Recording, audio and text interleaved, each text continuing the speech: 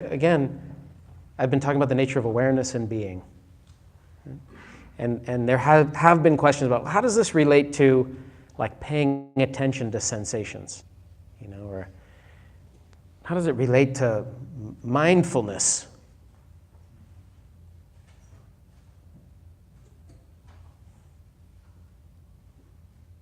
How does the nature of being relate to mindfulness? Well, that's a good question. I think what some of you are asking is, how do I practice with this? You're pointing to something. And some of you, when I point to this, how what's appearing is appearing in awareness, I remind you about that.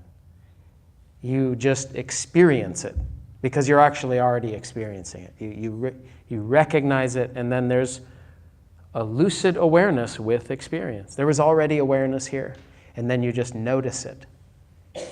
In a way, that's called waking up. We're waking up to the fact that we're here and that experience is unfolding. So some of you will just understand that intuitively, or you've practiced enough, you've actually done enough meditating that the mind is a little quiet, and so you can, when you hear teachings like that, it becomes experientially palpable here and now. Even a little bit, you get like a taste.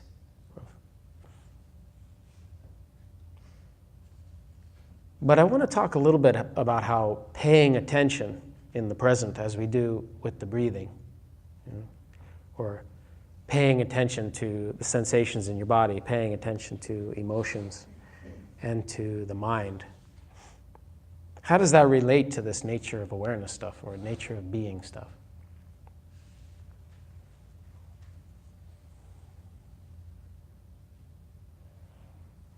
So everybody, most people walk around with some sense that there's something wrong. And often it gets framed as, not even consciously, there's something wrong with me. What's wrong with me?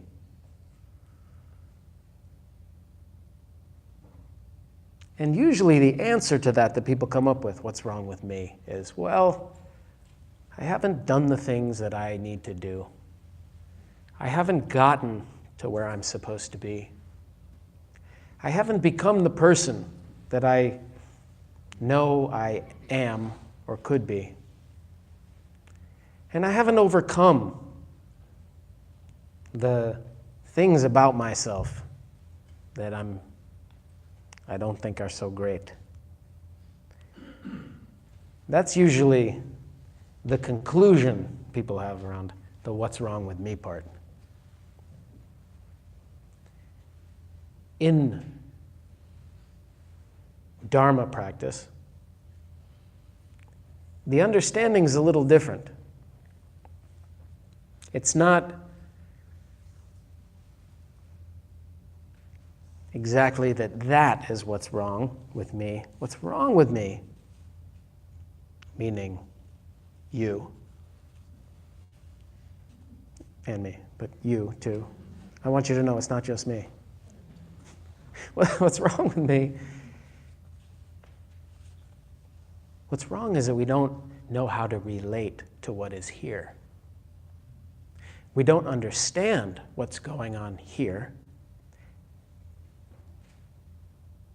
And we don't know how to relate to it with wisdom in a skillful way. That's the issue. The primary issue. So the primary issue from a meditative standpoint, from a Dharma standpoint, is not that you didn't go to the right school, or you didn't get the right job, or you didn't meet the right person, or you met the right person and you ruined it.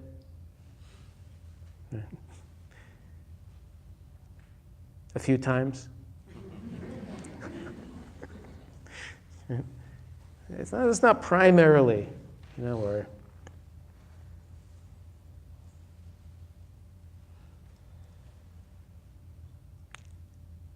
what's primarily wrong is that we don't know how to be here with what is here. And on a foundational level, we don't understand what we are. So that's what I was talking about the past few weeks, about how we don't understand what we are, and it's pointing to something about the nature of being. But I want to refer tonight to a beautiful phrase from Nyanaponika Thera, who wrote kind of the first book, I think, first commentary on the foundations of mindfulness that was around here in the West. And Nyanaponika Thera is a German-born monk, a German Jew, and I think he either was I should have looked this up before I came, but he was either a Holocaust survivor or left around that time. But he became a Sri Lankan monk and became a great scholar and practitioner too, and translator, and wrote a lot of very interesting commentaries on Buddhist stuff. And he wrote this commentary, this book called The Heart of Buddhist Meditation. And it's a wonderful unpacking of the primary discourse on mindfulness in the old Buddhist texts, the early tradition. And he has this beautiful phrasing about mindfulness, which I want to use tonight as kind of a framework for unpacking a few things. And it speaks to some of the different aspects of mindfulness that I think are easy to get confused about. So I will recite the phrase, the kind of little thing he says, and then I'll unpack it. So it has just a few lines. He says, mindfulness is the master key for knowing the mind, and thus the starting point. It is the perfect tool for shaping the mind, and thus the focal point.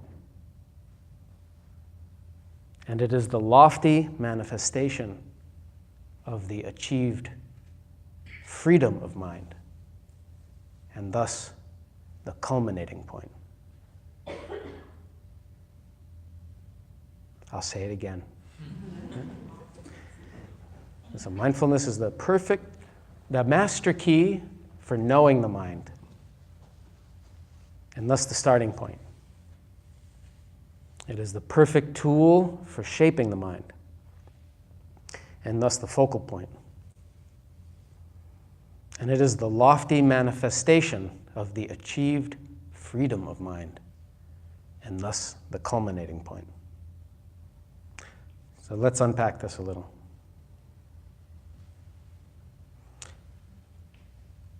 The perfect tool for, the master key for knowing the mind. How do we know our own mind? First of all, until you know what's happening in anything, there's not much you can do about it. Right? You want to help your friend? It might help to know what they need. It might help to know something about their life. This is just conventional wisdom. If you want to help somebody, you got to know something about what's going on. If you want to help a group of people, you have to know something about what's going on for them. Otherwise, your help is diluted. Not diluted, deluded, like delusion. So when we pay attention, but it's not so easy to know the mind. Why? Because we haven't cultivated any kind of steady attending. Thoughts are moving very quickly. You're having reactions here and there. We're so caught up in everything that's happening. So it takes some cultivation. I talk about this a lot, this part. Right? Steadying the attention, moment by moment, presence, awareness, with the breathing as a support, gradually expanding so that we can attend to what's unfolding moment by moment in the body, in the mind, and what's arising through the senses. This is the territory where we can be present with sensations in the body, notice when they're pleasant or unpleasant, and notice how we are relating to them. When we can be present with an emotion and even know, oh, I'm feeling anger. Oh, I'm pissed off right now. oh, I'm scared as hell. Or, oh, I'm so excited. Right? Or, I really want this. People aren't usually aware in real time of what's even happening for them. And this is the territory of just basic meditation practice, basic mindfulness practice. We have to know the mind. And this awareness, the simple awareness that lets you be able to know whether you're breathing in or breathing out, is the same awareness that can know when unpleasant sensations are arising or when pleasant sensations are arising. It's the same awareness that we practice bringing to all of the emotional territory, that we bring to also noticing our reactions to things, grasping after stuff and pushing stuff away. We know this through this very simple attending, which in the beginning seems like this little thing that you point at stuff. Oh, aware of my breathing, now aware of this, now aware of that. Yeah.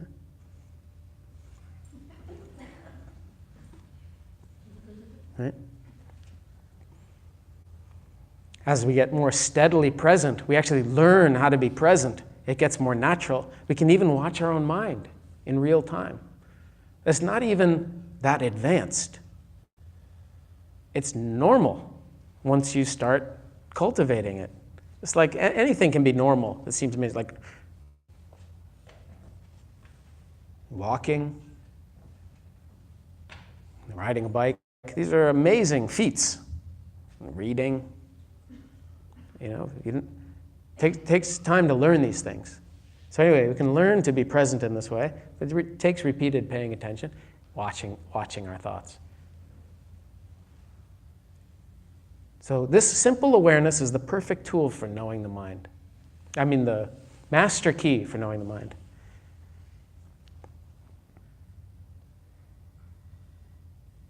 It's good to call it the master key, because that's the one you want to bring. All right, let's bring the master key. What does that mean? What does the master key do? It opens every lock. So why call it the master key?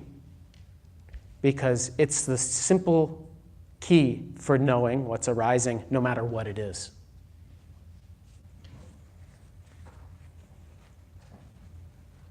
Is that worth cultivating? Just to know one's own mind. Most people are a mystery to themselves. Why am I not satisfied? Why do I keep doing the same thing over and over again? Why do I have this reaction? What is even happening in here? We haven't even seen it moment to moment usually. We don't understand sequencing in terms of reactivity, in terms of compulsive behavior, in terms of what you're even scaring yourself with in terms of thinking. Right? What you are identifying with as me, we're not even really aware of that in a precise way. We're often aware of it in a general way. Yeah? Those of you who are kind of fancy yourselves as self-reflective, probably aware of it in a general way, aware of certain things. But this is a kind of precision we can bring to really understanding what are thoughts, what are my thoughts, how do they function? Yeah? What are feelings? How do they operate? What are emotions experientially? And how do they shape my experience? Huh? How do sensations affect what I'm doing? If you don't think your sensations affect the choices you're making, you're not paying attention. Most people are being moved around all day long by little, very tiny sensations that if you looked at them full force or just really turned your attention to them, you'd be like, that is running me around?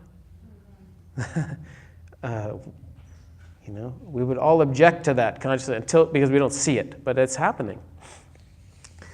So master key for knowing the mind. And that's the starting point. This is where we start. And that's a radical thing to start by looking at your own mind, rather than desperately rushing forward to get new stuff, to make new things happen, to prove yourself, to get validation from others. That's a very radical thing to stop and to say, I'm going to know what's happening in this situation before I run around seeking a solution. I'm going to have some sense of what's actually going on in here.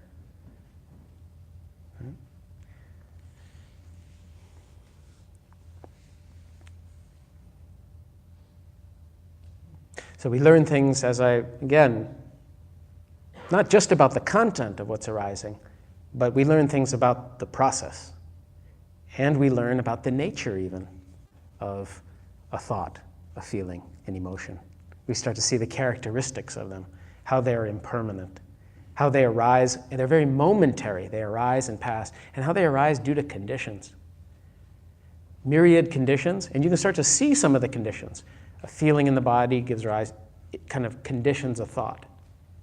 A lot of people don't realize, why am I thinking things are so bleak? You don't realize right before that you had like a little fatigue. And then there's a thought that kind of matched it. Yeah? Or there's a little feeling a little down, and then the thinking conforms to it. Yeah? And sometimes it's the opposite. You're just walking along fine, you have a random thought about what hasn't worked out, or what you think you need. I need this thing. And then all of a sudden, you're very unfulfilled. That happens all the time. You know, people don't even realize it. They think, I'm so unfulfilled. Now I got to go do all these things I didn't do. And there may be some relative truth in that, but it's very important to notice the sequence. Wow, I was walking along, fine, beautiful day, sun, and then a thought. I need that. I need to be that. I should have. And all of a sudden, the experience conforms. Okay? So that's causality. I mean, it's not one-to-one. There are other conditions. Let's call it conditionality. So these are things we start to notice. We also start to notice, just through the master key for knowing the mind, we also start to notice things about the selfless nature of experience. How? You're not the author of the content. Thoughts are arising, unbidden, from who knows where, arising due to conditions. And same with emotions. You don't choose which ones you get to have. And same with your sensations. They're not on a menu, and you're ordering them up. You know? And the evidence of this is abundantly clear to everybody, but we don't know this deeply. We don't behave as if that's true. And the reason we don't behave as if it's true, because we don't know it. We don't know it experientially. So this simple awareness is quite a lot. And it's good to think of it as a master key, because then it will kind of encourage you to rely on it. Right? Don't forget your master key. Right? And if you utilize the master key through the day, it starts to become steady. It starts to become available. And you start to, this is where the key metaphor breaks down. It's sort of like, you start to rely on this as opposed to just on patterning. Okay? But now see, these aren't like wholeheartedly separate from each other, because we're already in the territory now of the second part of the phrasing. The perfect tool for shaping the mind, and thus the focal point. So this simple awareness starts to shape the mind. How?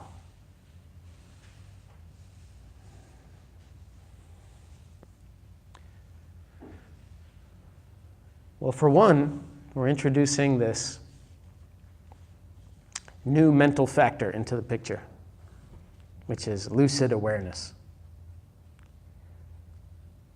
And this already starts to change things.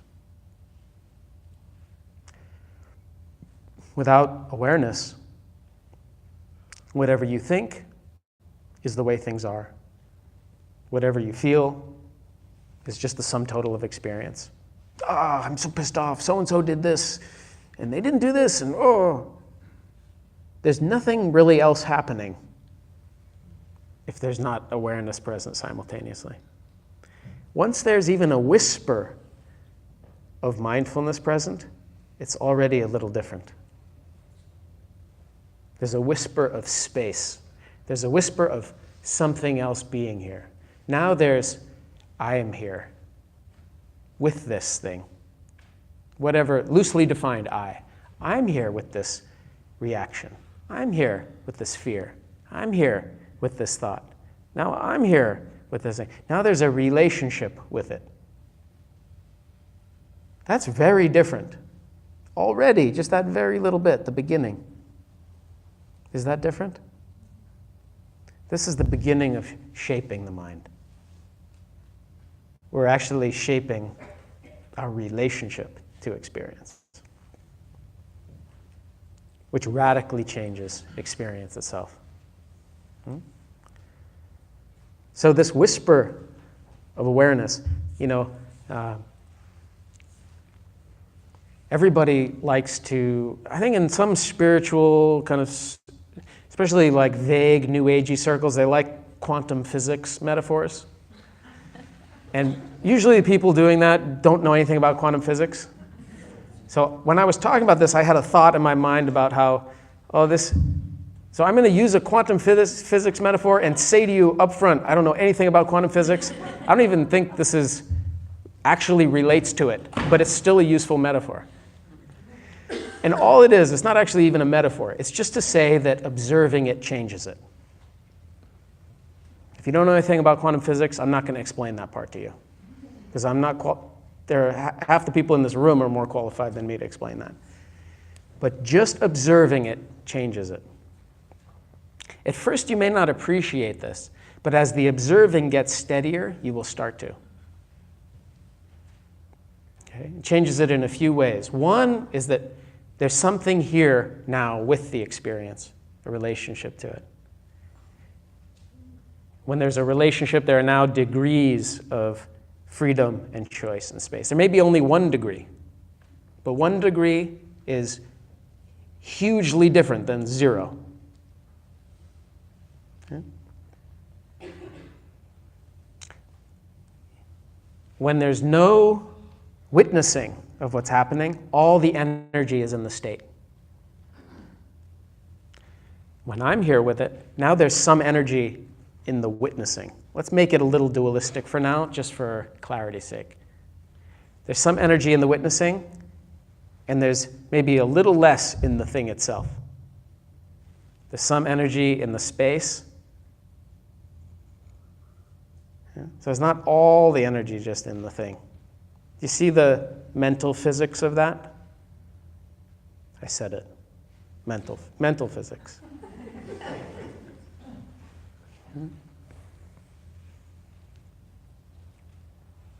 Understanding the knowing the mind, and the starting to understand the characteristics of experience already starts to loosen the identification with and the clinging to the momentary phenomena.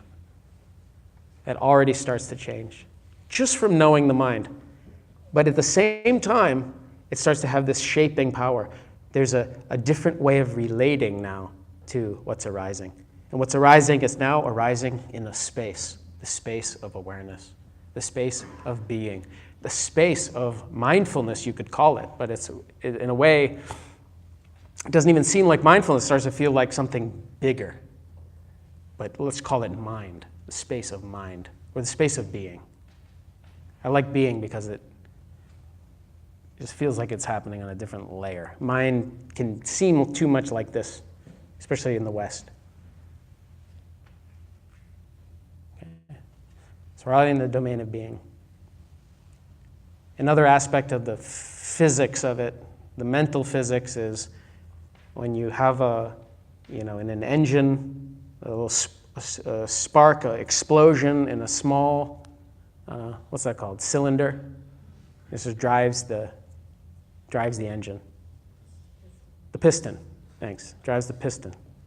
Drives the piston, or it's in the piston? Piston goes into the cylinder. I actually don't know anything about anything except meditation, so we'll crowdsource this. It's hard to find useful metaphors. It drives something, right?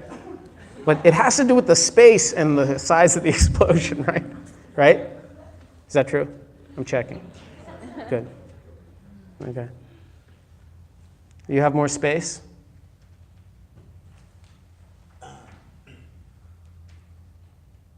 I'm sure that's quite precise, right? Say you add a lot of space. You make the cylinder much bigger. Does that... The explosion is measured as displacement. So if that confuses it, maybe Great. Okay. no replacement for displacement. You said it. So, but the explosion in a bigger space, what does it drive? It doesn't drive anything. Your little sensations, your little bursts of reaction and emotion are energy. Energy in a small, confined space where you're pushing and pulling on things and there's no buffer of spaciousness and awareness. There's no space in which it's happening. What does that do? It just drives everything. It drives reactivity. It drives behavior. It drives compulsion. It drives your life. Right? And you add the spaciousness. It takes a bigger explosion to drive anything. It takes a bigger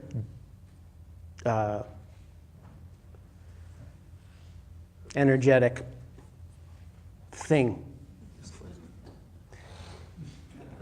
You want me to call it displacement? Okay. Anyway, it takes more voltage. Okay? So this is starting to shape. You say it's shaping the mind.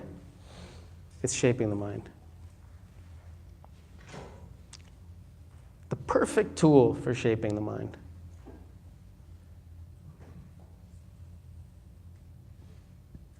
And thus the focal point. So we focus on this. Because even though it's so tempting to think we shape the mind by getting the mind to do different things, by getting different content, by having different thoughts, or having better reactions, or trying to practice new habits of, this is a perfect tool. Let's not say it's not the only tool. It's nice to say the perfect tool for shaping the mind, and thus the focal point. And this is a beautiful realization for people, that shaping the mind doesn't require becoming somebody else. It actually doesn't require the content changing much at all. This is a certain view. But it requires having a different relationship to this kind of content. And that different relationship can't be just an idea. It can't be just a thought you're carrying, like, don't react, accept what's happening, this is not who I am. It requires a capacity to abide in being, in presence and awareness with the stuff of our life, meaning what's here in this mind and body.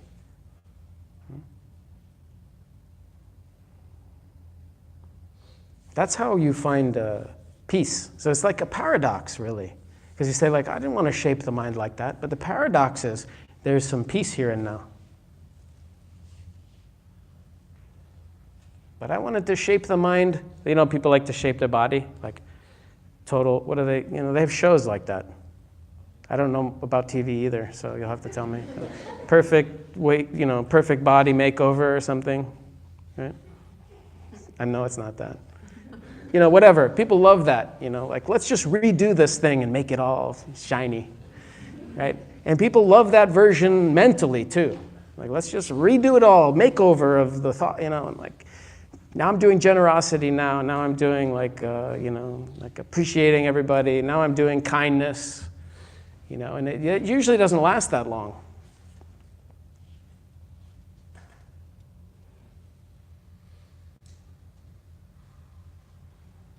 It doesn't last long because we haven't changed our relationship to what's here.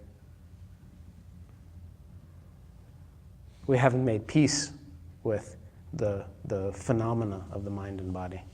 Right? When we are here and not locked in this thinking layer as this is the only show in town, when we're resting in spaciousness and thoughts are arising within it, the useful ones we can use, the beautiful insights and imaginings and creative thoughts we can make use of, but we're not defined by story and narrative in this spaciousness of being. This is the territory of the lofty manifestation of the achieved freedom of mind. Now, let's not call it a culminating point, but it's helpful to think of that as a fruition. That's the last phrasing. So what we discover is that this thing we thought we were doing in the beginning, applying, like now I'm mindful of this, now I'm mindful of this, what we start to recognize as we know the mind, as we have some shaping of the way we're relating to the content layer, and an emerging of being as the ground, as the space in which all this is happening, and actually as, in a sense, what we are. What you are.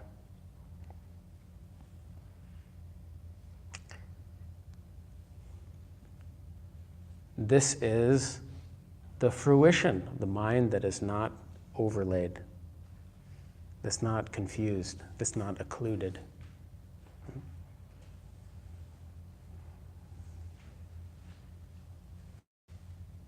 We recognize something about being. Being was free all along. Being is not bound by the content.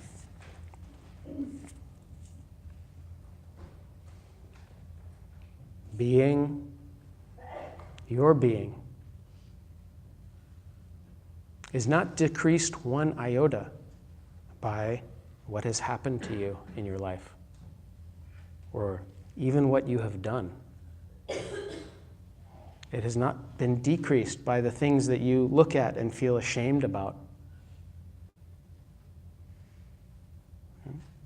It's not been decreased one little bit by the fact that you didn't find any kind of meditation until what you think is too late or recent.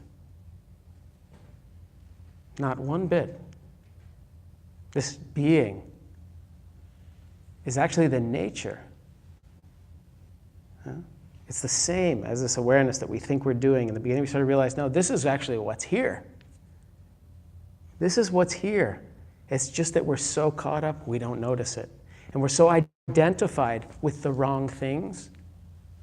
We're identified with our thoughts as me. We're identified with our emotions as this is who I am. We're identified with our story, the narratives we play about who we are. That's what we're identified with. So we have that is what shifts. Then stories can still be here. When you're not confused by them, that's a more sane relationship to it. That's more a wise relationship. And then how about your feelings and emotions? When you're aware that this is not who you are, does that mean you don't have any emotions?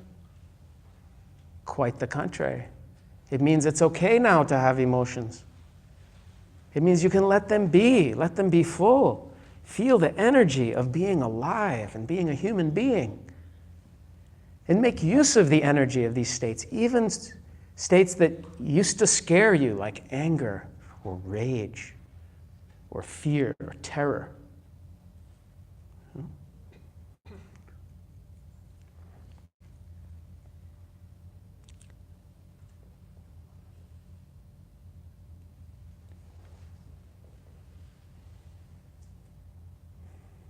Not only is being, which has awareness as, it's hard to find one word that's enough.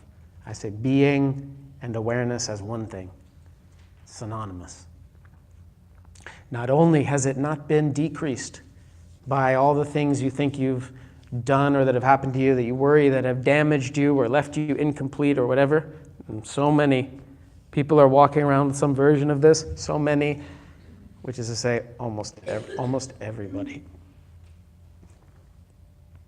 Not only that, but it hasn't actually been improved at all by all your years of meditating and therapy and earnest practice. Sorry. The nature of it hasn't improved, actually. And you say, like, oh, man, the other one sounds fine. That sounds kind of great, but this one sounds a little bit like a bummer. It's actually good news. It's good news. It doesn't mean that all that stuff has been for naught. It's wonderful, yeah, fine. But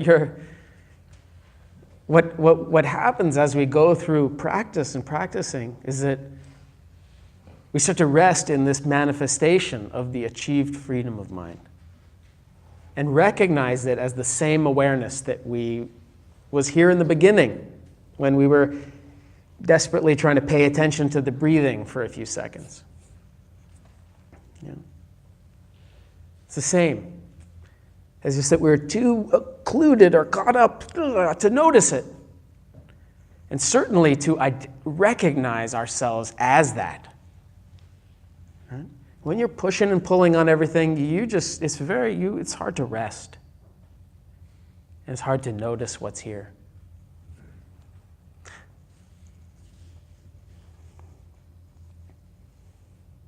So I should maybe do a few weeks on those different, because there's a lot in there. This is sort of like a little overview.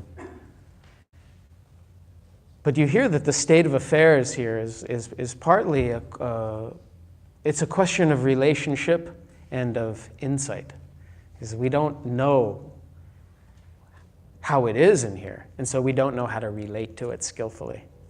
Right?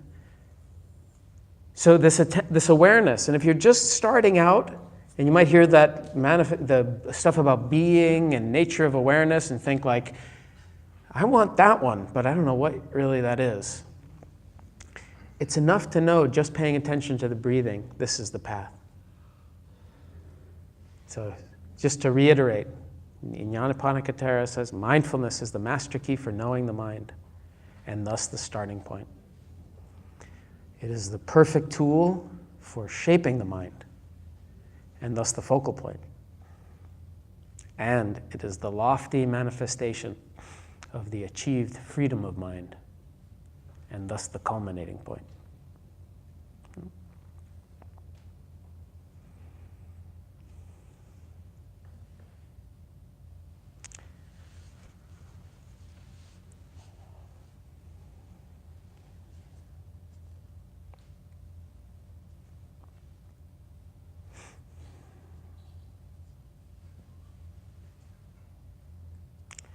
So do you have any questions about any of that? I'm sure there are no questions about it.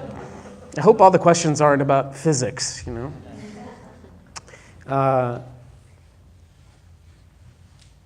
Yeah, please. Yeah. Hi, my name's Marcy Will, and what I'm struggling with is I feel like I'm too aware of how I'm feeling. Too aware of how you're feeling, yeah. Aware of how I'm feeling, and I'm not quite sure what to do with it. Like I'm going through a lot of depression. Mm-hmm. I'm sitting and I'm meditating with it, and it just feels so heavy. And Yeah. I just feel like I'm too aware of it. Yep. And I'm not sure how to work with that. Yep. Great.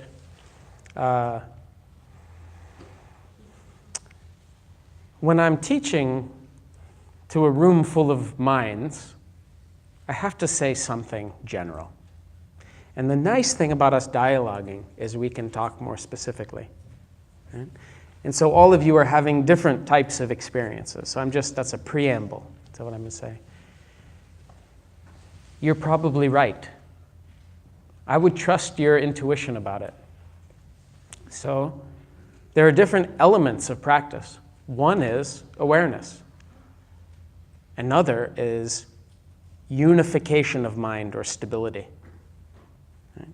So meditating is not like a even though he may say it's the perfect tool for shaping the mind, it's not the only tool for working with experience.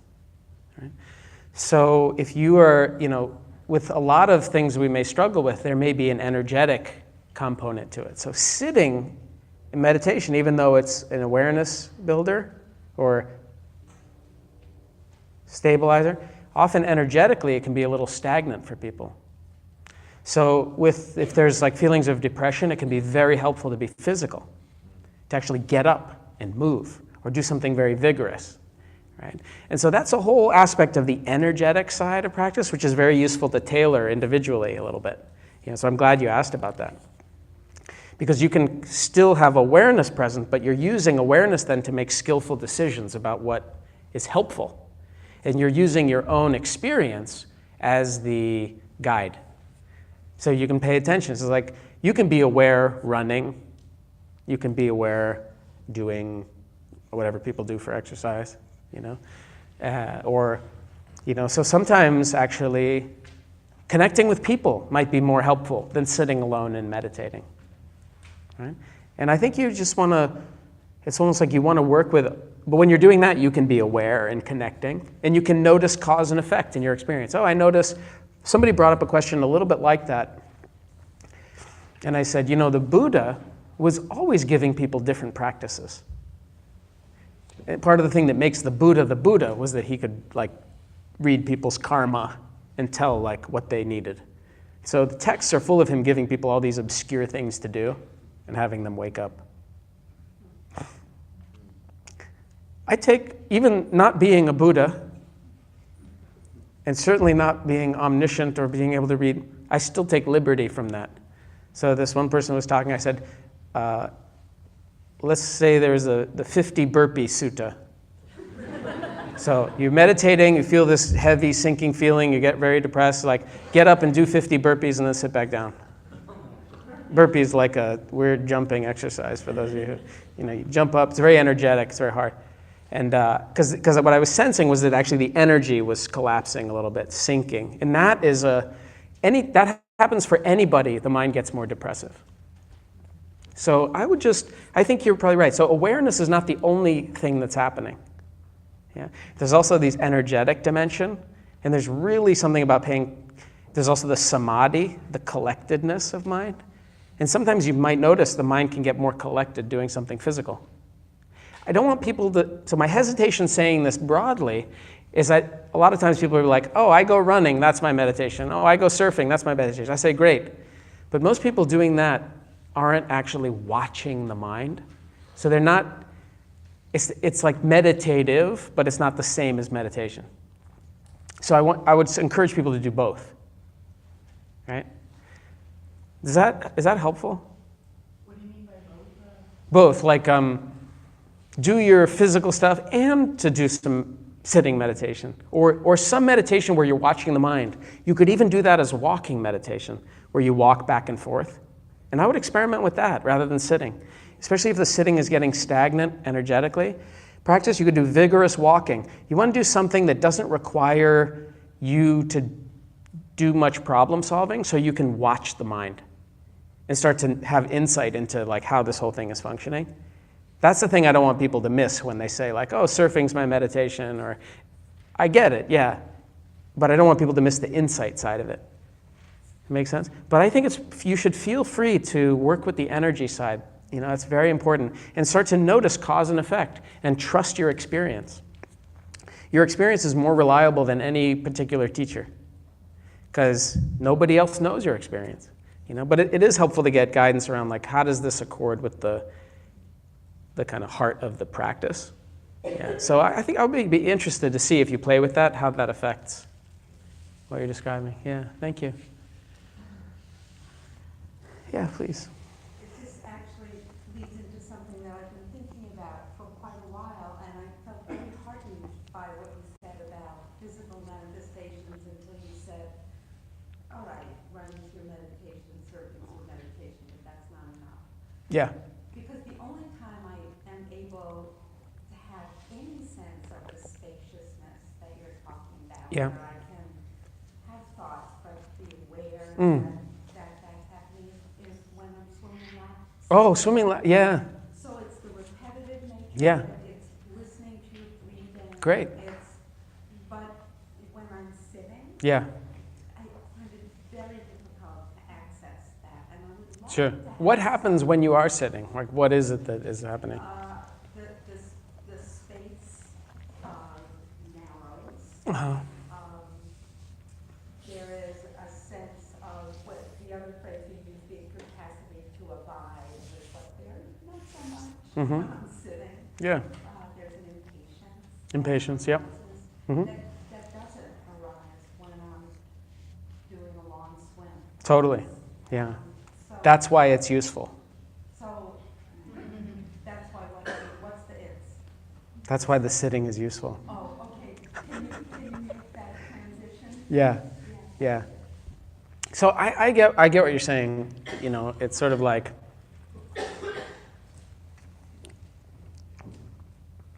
you know, in retreats, there's sort of like, I won't say there's two camps because they don't know that each other exists. But I know. There tends to be like some people like the walking meditation better than the people who like the sitting meditation better.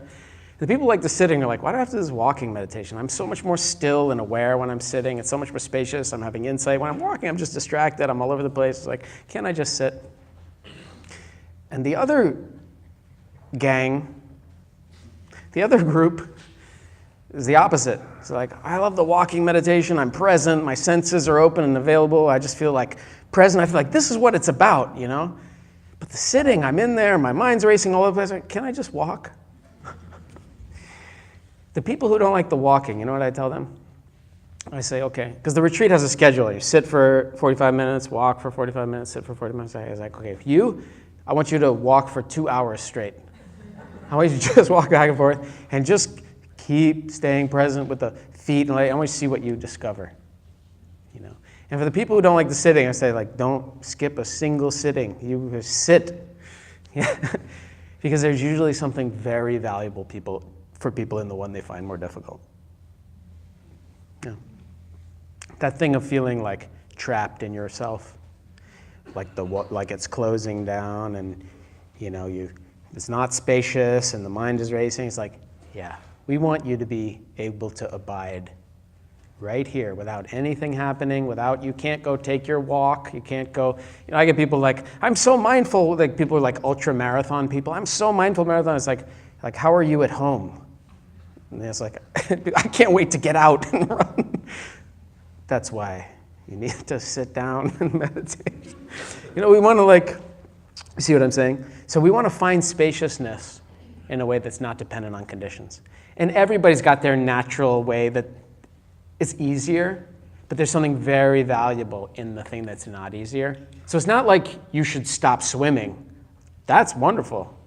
But I wouldn't give up on the sitting, because I think there's something very valuable about as you practice and you learn to relax with this and be with the impatience, you know, that's a huge one that's driving us. Something more happening, some more vivid experience. There's a practice with that. As that starts to unwind itself, it's so liberating. I know this as somebody who used to be pre-meditation. If I wasn't amazingly physical for a day, I was a grumpy, unpleasant human. I needed that energetic release, because it was just, it was so liberating when I didn't need to do anything physical. I still did physical things, but when I didn't need to in that way, you know, again, it's just, or needed to a lot less. It's just very different. Does that make sense? It makes sense. Yeah. On another occasion, maybe you could talk more about the bridge between needing or finding the space in Yeah. physical exercise and In this, yeah. So, to find the space. so just briefly, I'll say, when you're practicing, it doesn't matter if there's no feeling of space. That is not the measure. Practicing is often the feeling of not having space. The fruition moments are where you feel spacious. But training in anything, a lot of it is feeling it not working and you're there present with it, or you think it's not working, or it's challenging. So the experience of practice a lot of times for people is not the thing that I'm describing. It's like, there's this state here and I have no freaking idea how to be with it. I'm totally consumed by it. And I'm being present inside of it. That's very valuable. Right? Because then you start to realize, oh, I don't have to be outside of it. What's it like to relax inside of it? So even that metaphor about space being around it is actually only partly true. There's space inside of it. So I will, maybe that's a good idea for another time, talk about that bridge. But I will say that piece. Don't be discouraged if your meditation doesn't feel spacious. Yeah, often people feel the fruition of practice in regular moments in their day and not just while they're meditating. Often that's the case. You sit there and you're struggling with your mind and it just feels like a mess and you're like, what is this about? And then you walk outside and like, the night is very vivid and clear. How are those related? They are. It's a function of the attention and the quality of the attention. So like you've been training it and people don't even realize the impact that it's having. Or all of a sudden you're with that difficult person in your life and you're a little bit more spacious. How come? It's because you sat with no space and you learned how to be there. You sat in the midst of a reaction which felt like it was totally consuming and you were able to abide there for a few moments. That's training. That's so valuable. Right? Yeah. So that's actually important for me to say so you don't get too discouraged. Because most people are not sitting in meditation being like, oh, so much space, This is just so spacious. If you were, you'd be meditating all, every spare second you'd be like, you rarely see people do that or just sitting on their couch like, do you want to check your phone? Why the hell would I check my phone? What's in my phone?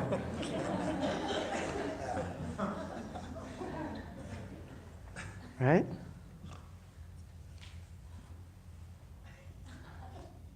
Right? Spaciousness is in my phone. No, it's not.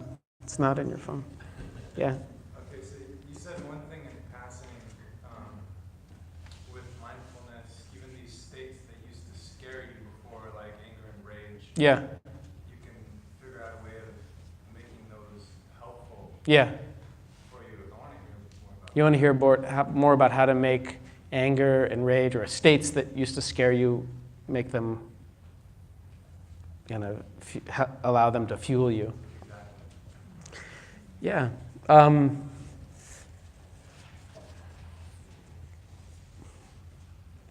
It's not a trick. It's not like a mental maneuver. It's really about being comfortable with the energy of it. Rage is a big energy. Anger is a big energy. So we have to be able to metabolize it, meaning it's hard to describe, but it's sort of like just you can be with it, and there's plenty of space in awareness, right? Awareness is infinitely vast. So there's not a space issue. Can you let the energy of that thing be big? And yeah. So I just talked about this a little last week, but when you get comfortable with those things, how do you get comfortable with it? By being with it when it's not comfortable. There's no substitute. What did you do this weekend? I sat with my rage. That'd be a great idea. How many people are signing up for that? Not that many. But I recommend it. What'd you do this weekend? I sat with my fear. One weekend of sitting with fear. How about a whole lifetime of being run by it? You think one weekend of sitting with fear is a big investment? No, it's not.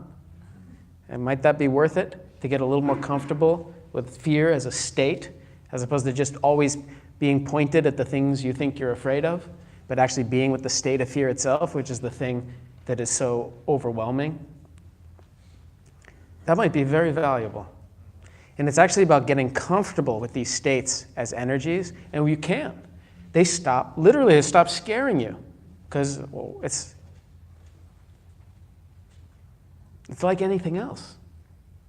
It's the unfamiliarity that's scary and the bigness of the energy.